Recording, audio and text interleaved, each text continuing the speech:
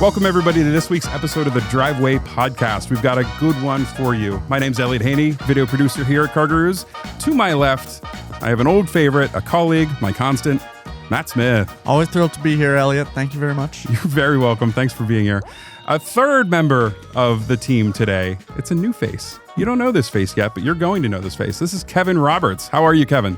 I'm doing well. Happy to be here. I was going to say first time or long time listener, first time caller, but I don't think you guys are doing call-ins yet. So not yet. But hey, this long time listener. This is a call-in. You're calling in. You know. Yeah, I mean he's been vetted.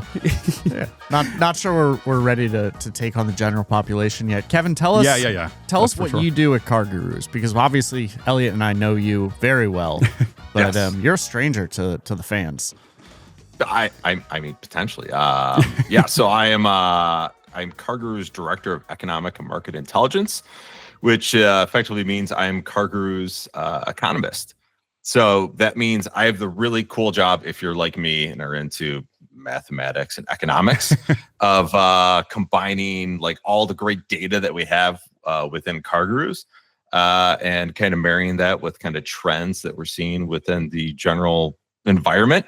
And kind of creating cool analysis off of that and talking to consumers, dealers, conferences, media, all that type of stuff. So you're like our version of car dealership guy and the economist, all rolled up into one, data-driven, data insights, and a Tigers fan. Yeah, and a Tigers fan. Easter egg, if someone likes to watch all my media interviews, that's actually a blueprint of old Tiger Stadium behind me. Hey. And I am doing everything in my power not to derail this with a conversation that the Tigers are 20 games over 500 right now for the first time. And that's good. 2013. That's good for the Tigers, right? It's fantastic. Matt, how are the Red Sox doing? Not 20 games over 500. 20 games. No. And the Pirates? My Pirates? How are they doing? They still have a team. You got a good pitcher. Yeah. Hey, Paul Skeens. Hey, I went to school with Paul Skeens. No, I didn't. I did not. I'm a lapsed Pirates fan. Yeah, I was gonna say From I 20 years don't ago. think Paul is a native Pittsburghian. Is that what they call them? Pittsburghian? Pittsburghers. I like. Pittsburgher? It's funner that way. A Pittsburgher with cheese. Pittsburgher. Paul Skeens is a Pittsburgher with cheese, with the high cheese. I love it. Yeah. I love it. Call me Paul. So Kevin, like we said, it's your first time here. I like to do, this is only the second episode we're doing this, but I like to do a quick round of quick fire questions just to let people get to know you just a little bit. They're simple. All right. You don't have to worry too much. There's three questions. This was not vetted beforehand. So no, I can't vet you a quick fire. First question. What was your first car? I believe our information security person said not to answer these types of questions.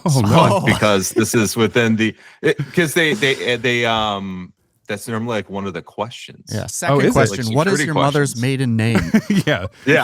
What city were you born? Actually, but I'll do it because we're in close friends and confidence here. So I had a Pontiac Sunfire. Ooh, which is not like exciting sports car or something like that. Well, but that's cool. I got a good deal on it from a family member, which is my mother. Hey, we love deals. Who sold it to me at a really attractive price. So it's a great first car to have. Perfect. Second quick fire. What is your current car? I knew this as of a year ago. I'm not sure if it's changed, but what is your current car? Yeah, so it's changed. Okay. For a long time, we were a minivan family. I was going to applaud that. I have 4 boys under 10. Wow. And a dog now. So like we're congrats. Big. We're a big hauling That's family. a big family. But we moved over to SUVs now finally. Wow. So I'm currently driving a Jeep Grand Cherokee L. Wow. Okay. Needed the third row. Well, you have more kids than Matt and I combined. Yeah. So, but the same amount of dogs. Yeah. That's true. And the third question, it's quick. You have a choice, whichever one is easier to answer. Either what is your dream car or what has been your favorite car that you've owned? So I will go with dream car. Perfect. And I will tell you, this is like one of the negatives of actually going to so many auto shows that I've been to. Sure. As someone who's 6'3", I've discovered that most of my dream cars are highly uncomfortable for me. Something you normally don't think about. Like for when I was a kid, I always wanted M3. I do not fit well in an M3, even as they've like grown them over time, right? Like still, it's uncomfortable. 911 always still kind of holds a special. You'd fit and in I a 911. somewhat fit okay in a 911. Yeah. I mean, it's not like super comfortable, but I mean, if you said something 911, I'm not going to say anything super crazy like a Ferrari or McLaren or something like that. 911. 911 is a good answer. It's as good as answer as anything. So that's Kevin. Thank you for answering those quick fire. I guess that's redundant. Thanks for answering those questions. Hopefully not too stressful. So today we are talking about a couple things. Kevin, as our czar of data, we're going to talk a little bit about the industry, where we are this month, this time in the year. And we're also going to talk about some cars that that Kevin's calling high mileage heroes. Yeah, that's right. Yeah. Fun name, fun title. Can we, I think we're all wondering at this point. Yeah. It feels like the car market's going one way, it's going another way. We've got the tariff situation. Kevin, give us just a quick overview. What's going on with these tariffs? Quick. Wow.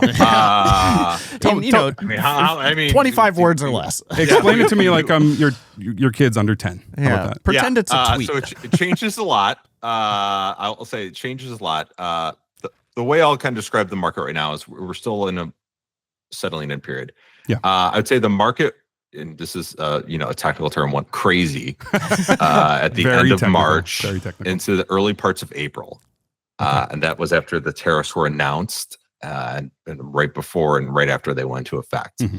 I would say the new market's kind of settled back into normal now. The used market saw a slight bump, but not nearly as much as the new market, and it's just kind of continued on its kind of pre-tariff pack. So, and also if you look at prices, we haven't actually seen the tariff prices start to hit yet. Yeah. Expectations, we're going to see that more in the second half of the year. So, the craziness kind of calmed down a bit. Market's kind of back to normal right now. We haven't really seen prices increase that much. So it's kind of, right now, things are still kind of normal. There's still a lot of good deals out there. Some automakers are still doing the employee pricing for all type of thing. Sure. So yeah, that's kind of where things are now. Stay tuned. I think the second half of the year is where we're really going to start to see the impact. Yeah, and I should say we're recording this in June. You should be hearing this or watching it in June as well. But yeah, so second year, you think tariffs are going to play more of an impact. I read a piece that some automakers are kind of hiding price increases in those destination fees and in the financing offers, so that the MSRP might not be bumping, but prices are creeping in more hidden ways. Is there truth to that? I wasn't a CarGurus source I read, so I don't want to speak ill of. We're starting to see them be announced. Frankly, I think a lot of automakers were kind of eating the cost in April and May. And you're starting to see some of the costs for some like vehicles coming from Mexico. You're starting to see some increases. It's important to note, though, I think a lot of people, when they hear a 25% tariff, are like, vehicle prices are going up 25%. Right. And that's not the case. It's not the case. So it's a 25% tariff on the declared value of when the car gets imported. Okay. And so the declared value doesn't include things like, destination, right, a lot of other kind of fees on it. So it's going to be a less amount on there. And then also you just can't assume that the automakers can be the pass-through rate is going to be 100%. And so that's the other thing to kind of keep in mind is, there is margin built into these vehicles. That's how automakers make money. And so there is, opportunities for them to reduce that through. So a lot of what we've seen is, if you're worried about 25% increase, you're seeing more like in the mid single digit price increases right now. Which again it's not nothing. It's not nothing. And I mean, we've seen a lot of price appreciation over the past 5 years, and affordability is already an issue. And part of the reason we're talking about the topic we have today. But that it's going to put more upward pressure on prices, but it's not going to be that.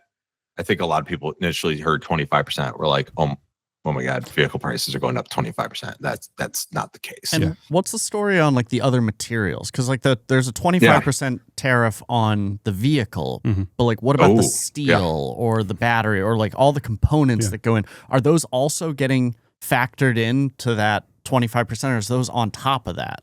Yeah. So this is where I'll get into the point of you didn't want me to go very long. So there's a lot of different tariffs. So there's like Section 232, IEEPA, a lot of different kind of stuff going on. He knows it. He knows the stuff. And the main thing is there's an executive order that came out at the end of April that stops stacking on the auto tariffs. So before it was like a situation where like a non-USMCA compliant vehicle from Mexico could potentially getting like a 52.5% tariff on it. And so now there's a hierarchy in place to stop that.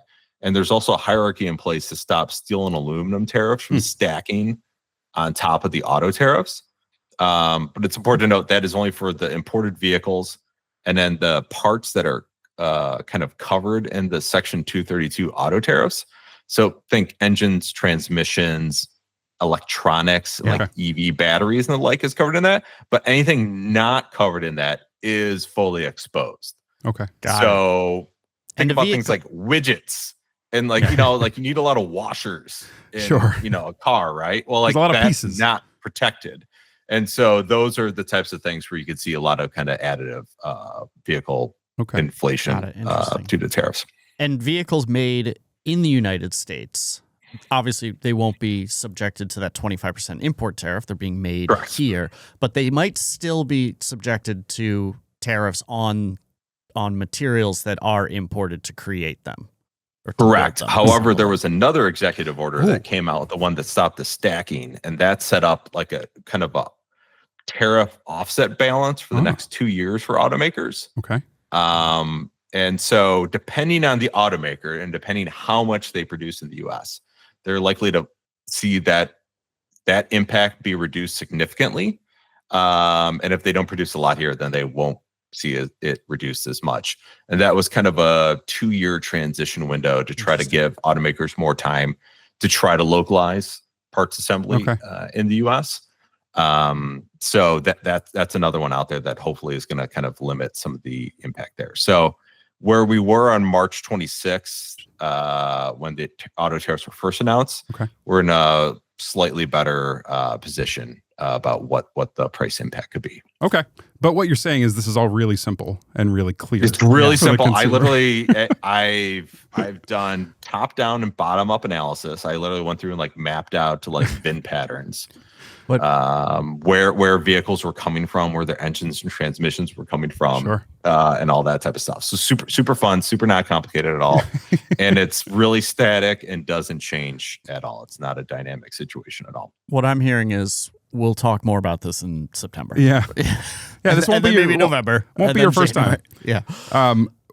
Just a quick question I have, and it seems like common sense. I just want to make sure I understand correctly. So some automakers, for example, Toyota, have like 40 models, 35 models at a time. And some of those have higher margins than others, right? So, and are made in different places, but an automaker can spread the cost how they choose, right? Like if, for example, the Tundra, maybe the margin is huge on that. I don't know if it is, but an automaker has the ability to kind of spread the cost around. So something might eat more of the tariff cost. And so you might not see that shift, but it's happening behind the scenes, right? Is that a correct way to think about it? That's So it's when you see the tariff go into effect, right? So the automaker's paying it when they're importing the vehicle in. And kind of factors that reduce it down are the declared value isn't the MSRP of the vehicle. Okay.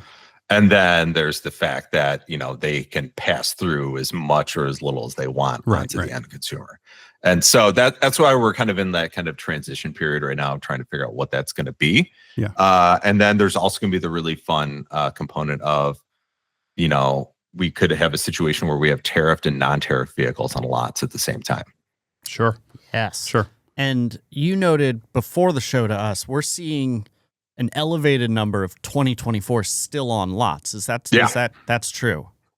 Interesting. Yeah, so it's kind of surprising, right? We went from the chip shortage where like we had really reduced levels of new inventory, right? I mean, pre-COVID, I think pre-COVID we had like over 4 million vehicles on lots across the country, which is insane. And no one else does it like that.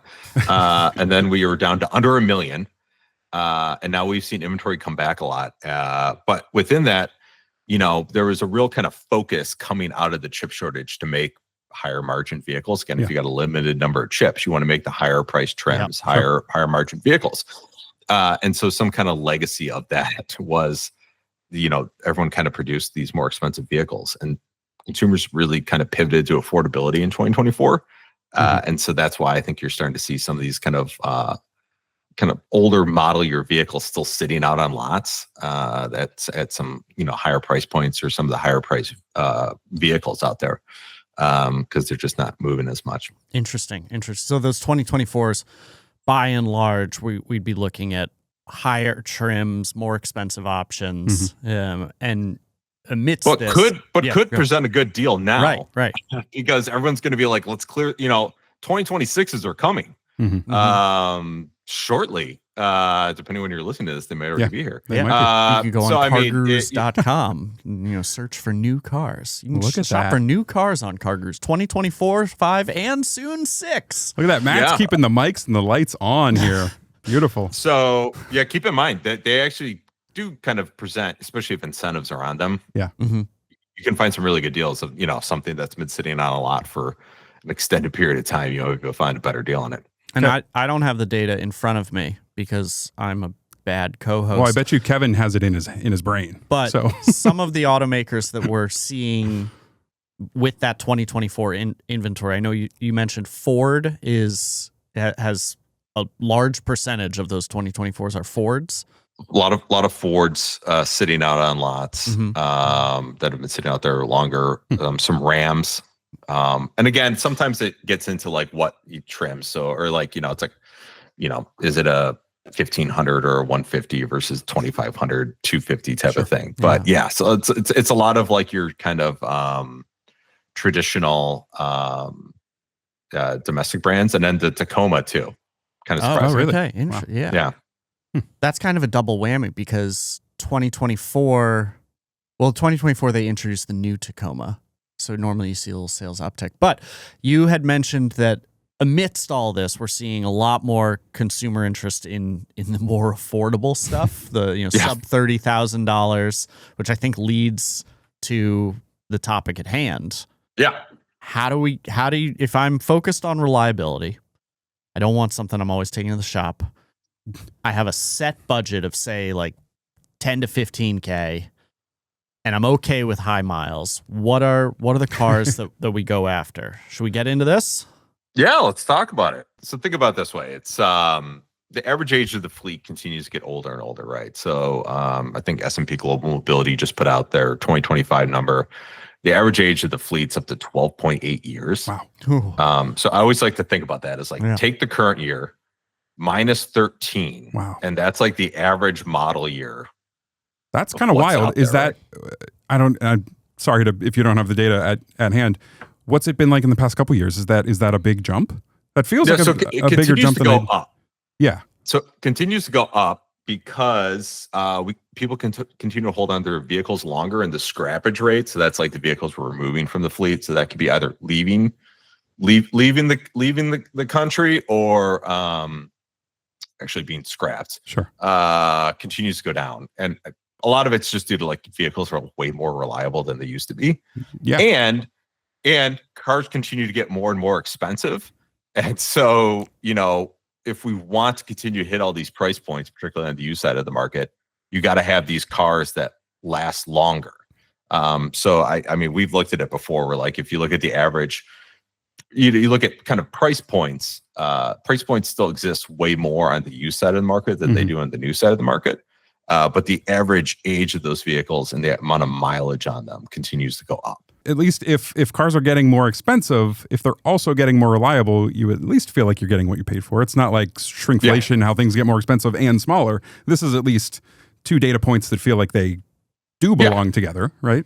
Yeah. So it's the kind of thesis is, so the average age of the fleet's getting older, and it's always fun. Like I said, if you take the 13 minus the model year, you look at like what those vehicles look like, and that's the average age out there.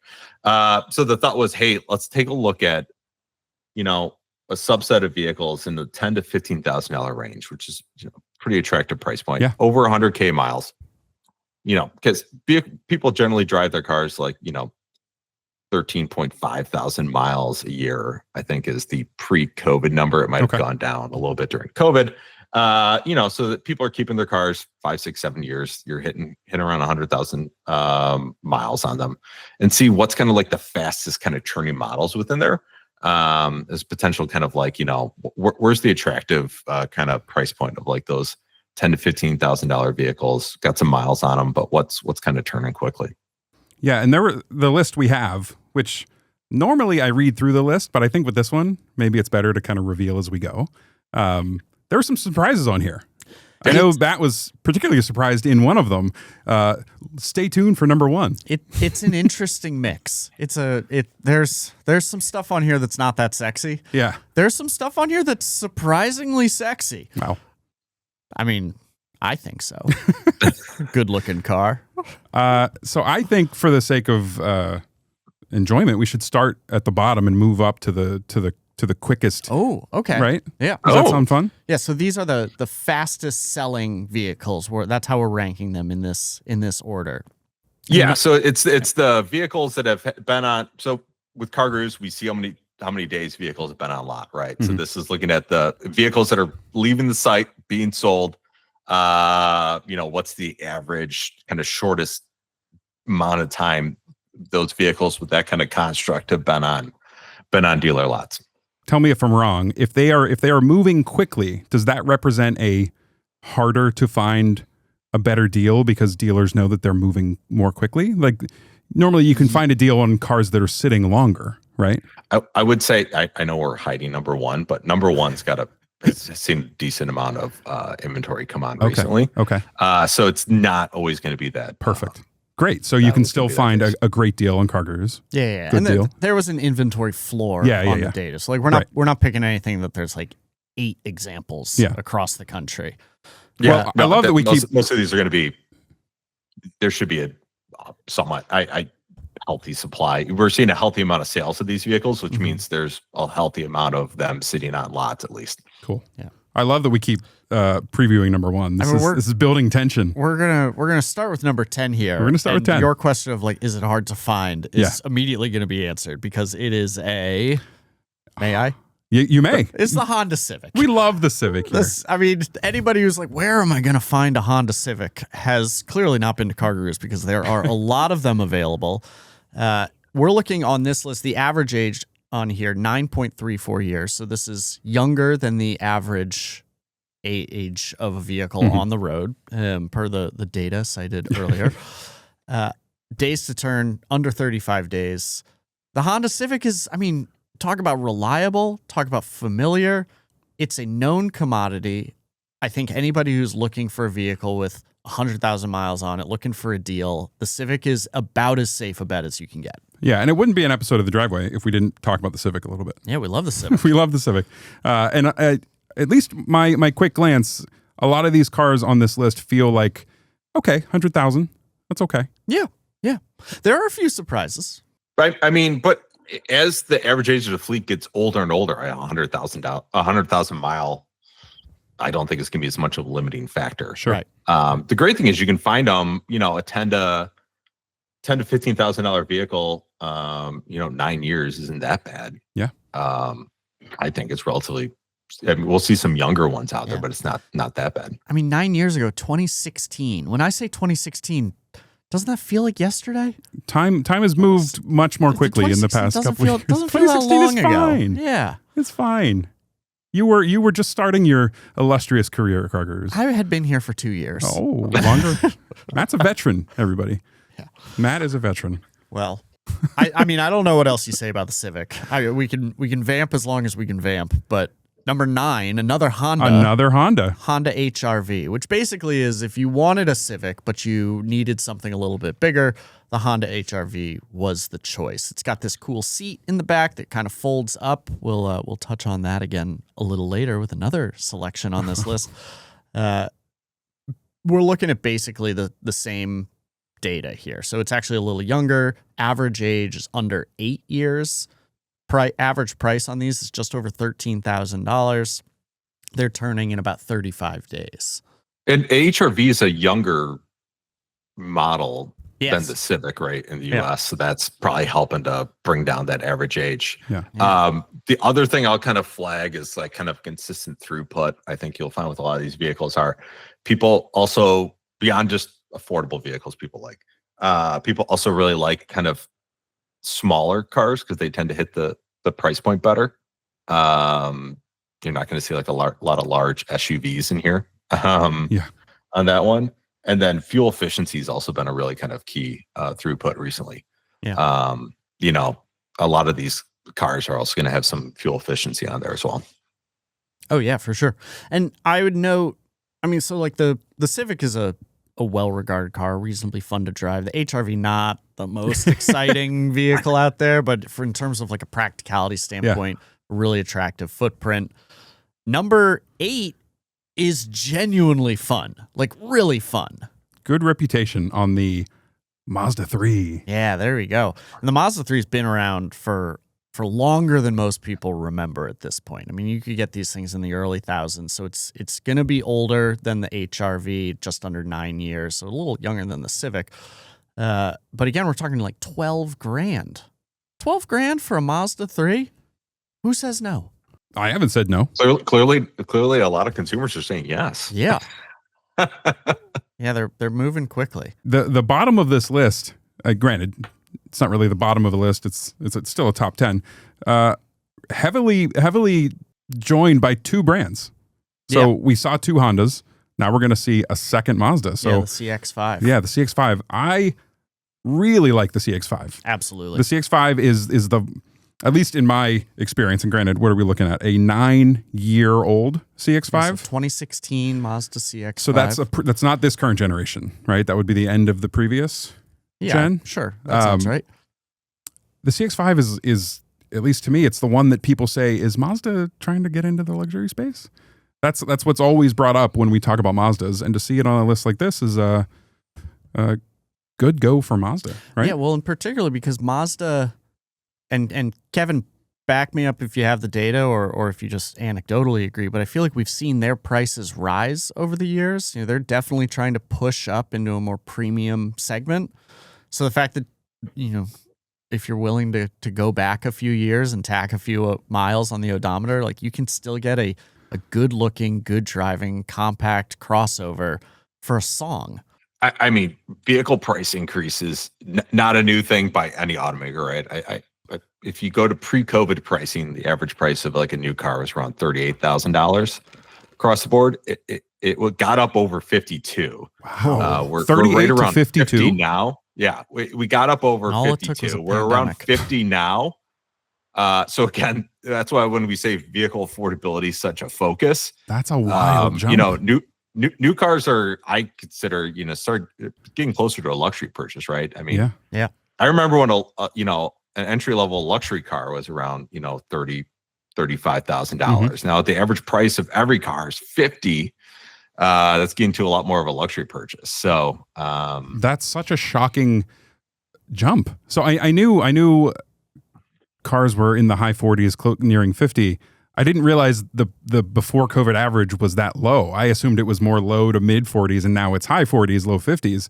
38 to 52 in just a couple years. That is a fascinating number, I think. But how much is that is influenced by, I mean, like entire segments are disappearing. You know, the subcompact hatchback is basically non-existent. You know, the subcompact crossover, I feel like we're getting more of, but they're replacing the little sedans. Yeah. So you used to have starting prices of 14, 15, 16K, and now suddenly the cheapest Honda you can buy is over 20. Yeah, I mean, there used to be a healthy amount of vehicles under 30K. You know, if you go back to 2019, early 2020, it's almost nearly extinct segment. In fact, one of the hottest segments we saw last year was actually compact sedans. Yeah, because it's like the one segment that's still around that actually has vehicles where you could get a price under $30,000. Yeah, out there. Again, we've seen. Here's a stat for you. In 1980, all the vehicles sold in the U.S., roughly 80% were cars, 20% were light trucks. So light trucks is pickups, CUVs, SUVs, vans. It's about flipped now. Wow. That's why we have them on, folks. So we went from 20% light trucks, which again is not just pickup trucks, but SUVs. Yeah, it's SUVs, CUVs, vans. And now that's gone from 20% to near 80%. Wow. Yeah. Holy smokes. Yeah, I mean, a lot of it is, hey, Americans don't like hatches. Yeah. And so we like CUVs instead. Well, and so I think that's been a huge component of it. But Matt, you didn't like my anti-hatch comment. Well, I just feel like if shoppers want something that provides the practicality of a crossover, a smaller crossover, but they want the fuel efficiency of a smaller car, they want something that's easy to drive, easy to park, relatively fun despite being very low power, they should look at number 6 on the list. It's the Honda Fit. The Honda Fit, everyone. And that's one of those that has gone the way of it's no longer with us. Pour one out. I mean, so on our analysis here, we're looking at an average age of just over 9 years, average price just under $12K. They're turning in just over a month, about 34 days. A 2016 Honda Fit is a great car. It's a great car. I spent a few years of my life driving someone else's Honda Fit around. Had a little manual transmission and really, really fun. Perfect little city car. I actually drove it from Boston to Chapel Hill, North Carolina, I think twice. It can do a drive on the highway. It's a little buzzier than a bigger car is going to be just based on the size, but really, really good option. And to see that those are readily available, selling quickly, it just makes me think, Honda, bring it back. Bring it back. I'm looking for the number. I know it's not sold here anymore. Is it still sold elsewhere in the world? Oh, probably. And when did it end? When did it stop being sold here? Was it roughly 9 years ago, or was it was more recent than that? The 4th generation car is the one that is not sold here. It's called the Honda Jazz, and that was in Europe. That was 2020, 2020 model year car. In the United States, we had the Fit. The 3rd gen was the last one we got, and I believe it was sold through 2020 here. Yeah. Okay. And so 9 years, that's probably that generation is what we're talking about, the average. It is. Fit. It would be the 3rd generation Fit. Yeah. Although between you and me, I'd go even older. Yeah. I think the 2nd generation Fit is a touch better. I went 4 adults. You talked one time about 4 adults going on a ski trip in a Pathfinder, and you were all super comfortable. I went on a ski trip with 4 adults in a Honda Fit. Oh, we were considerably less comfortable than you were, but it made it there. Roof rack? No. One of the seats was down and everything Holy fit. Smokes. Well, what I like about the Fit, and we teased it earlier, it has Honda's magic seat. Yeah, tell me about that seat. What does that mean? This is for everybody who's decided to watch our podcast, which you can do on Spotify. Check your settings, or you can go to our YouTube channel. Wow. Again, with I know. the plugs, we're Matt. working here. We're working. The Honda Fit, if you're watching on the video feed, the seat, I gotta arrange Matt around is the demonstrating. microphone. He's doing a dance choreography routine. Instead of only folding forward, you can actually lift the base of the seat up, so it lifts up kind of like the pickup back truck. seat of a pickup truck. It's great if you need that trunk space separated, like say you have the dog in the back. Yeah. But you need to transport some houseplants. It's terrific. You can just slide the houseplant right in there. Perfect. It's very flexible. I've never used that seat. I didn't know that seat existed. Yeah. Kevin, did you know that seat existed? I did not. Well, you've had 9 kids all the time, so you would not fit into a Fit. It's not a vehicle I'm going to be testing out with how much storage I need to put in. It's capacious. Capacious. I love that word. That's $1 million word. Okay, that was the bottom 5 of the top 10, right? So still good options, but we are now in the top 5. We are at number 5.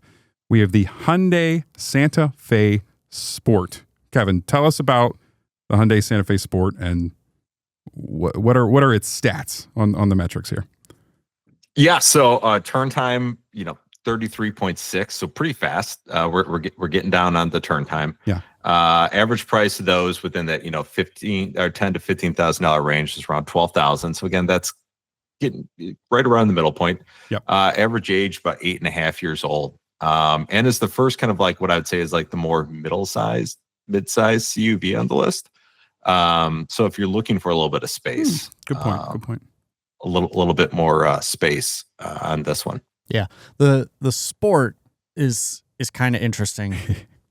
Hyundai went through this short time frame. I want to say it was like 2012 through 2018 or so, where they had the Hyundai Santa Fe. Mm-hmm. They also had the Hyundai Santa Fe Sport, and the Sport was the shorter wheelbase version of the Santa Fe.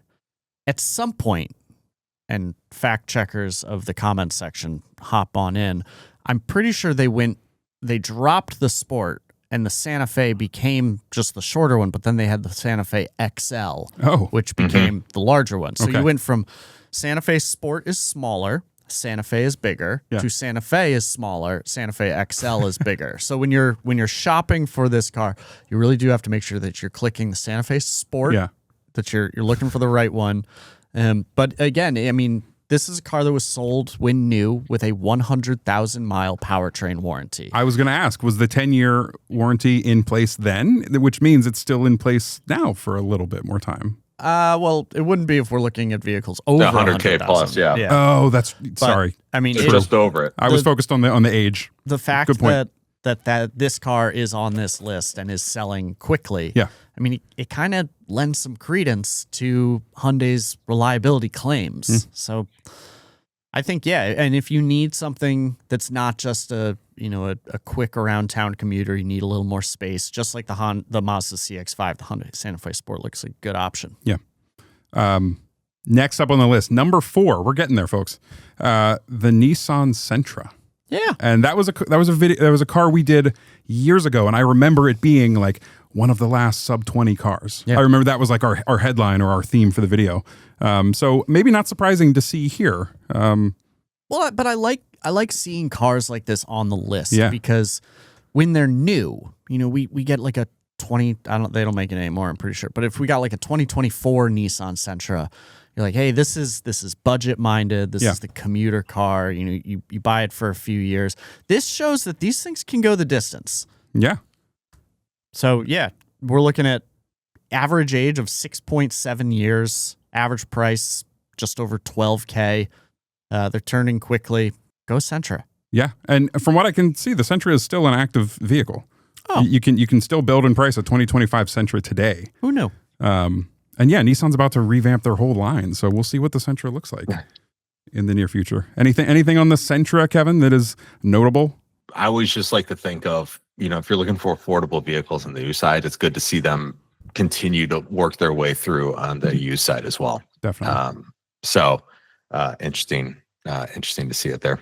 Just to fact check myself, the Nissan Sentra is alive and well, and in fact is due for a redesign in 2026. Yeah. So we love the Sentra. Yeah, Sentra's not going anywhere. And that is a good point, though, Kevin, on we talked obviously like 9 years, 8 years compared to the average age of a car on the road today. It's still pretty young.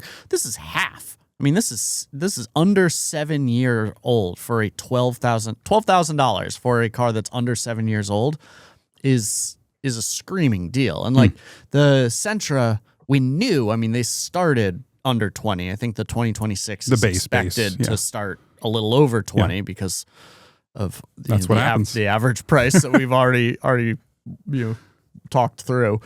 But that's still, I mean, that demonstrates that these cars, when they were inexpensive new, they are still on the road and you're getting a steep discount. Yeah.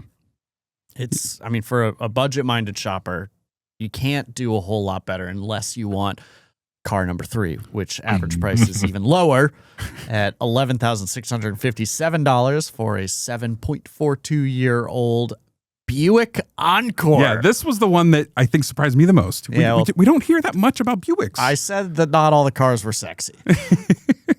Buicks tend to do really well when we look at a lot of like kind of the faster turn times or used vehicles. Right. Buicks tend to pretty reliably show up on the top 10 list. Well, and Buick is often kind of like one of the surprise entrance on the like most reliable vehicle lists. You know, it's not one that we think of alongside Toyota or Honda or even Mazda. Right. But routinely, you know, they land in that top 10 spot on Consumer Reports and JD Power. We talk about them as a reliable brand on CarGurus. So I shouldn't be terribly surprised to see the Buick Encore on here. I mean, talk about not an exciting vehicle to drive. Yeah. The Buick Encore is truly an appliance vehicle, but reliable, got a decent amount of space. Yeah. They sell a Buick Encore GX still, which is a separate vehicle. That's not the one we're talking about here. This is the cheaper Buick Encore. I'll say we're talking about the 7.5-year-old Encore. We in the past, I think it was a 24. Buick's done some good stuff with their cars, and the Buick Encore that I filmed with Natalie, I don't know if you've driven it. Yeah, was it a GX? That's a GX. Okay, it was really nice. It's like surprisingly nice, and I had the Invista, which is their new budget option. I think it's a 3-cylinder turbo potentially. That was also nice on the inside. You felt that it was a budget car, but it was nice. Like, I don't know, Buick isn't talked about that much, but maybe they should be. Yeah, I'm not going to put the Encore on the same sentence as the Invista. The Invista looks really good. The Buick Encore, it's from an earlier era of Buick SUVs, but transitional styling. Yes, exactly. It's kind of like they needed the Encore to be able to get the Encore GX. And I think the GX is genuinely a good-looking vehicle. The Encore is like, you can see the GX in there. It's just a little more. I will quickly basic. also fact check myself in real time. We filmed the Enclave. Oh. And the Enclave is nice. The Encore, I have not filmed in a while. Yeah. Different car, different pricing structure. Thank you for allowing me the chance to correct. Okay, we are down to the top 2. Okay. One of them not surprising, one of them pretty surprising. Number 2 on the list, Toyota CHR. Yeah, not the new 2026 all-electric Toyota CHR. Different CHR. What did you call this CHR when we were discussing the new one? I wasn't overly kind. Not super kind. We'll call the styling polarizing. Very futuristic styling. And the new CHR has equally futuristic styling, although I think it's a little better looking. Yeah. This vehicle's placement on this list has nothing to do with how fun it is or how good looking or not good looking it is. This is a testament to Toyota manufacturing and a 2-liter naturally aspirated 4-cylinder engine that will probably outlive the cockroaches under my house. Wow. Hey, That's quite the description. There's a buyer for every vehicle. There is. And it seems like there's a lot of buyers for the CHR. Kevin, this is the second quickest turning vehicle. And it's not within not those super old parameters. either. Yeah. What do we think? 6.5 years, $13,500. Yeah, if you're looking for a good, reliable vehicle, you don't mind a little bit higher mileage, and you're looking for something in that kind of attractive price point range, I think it's a great option.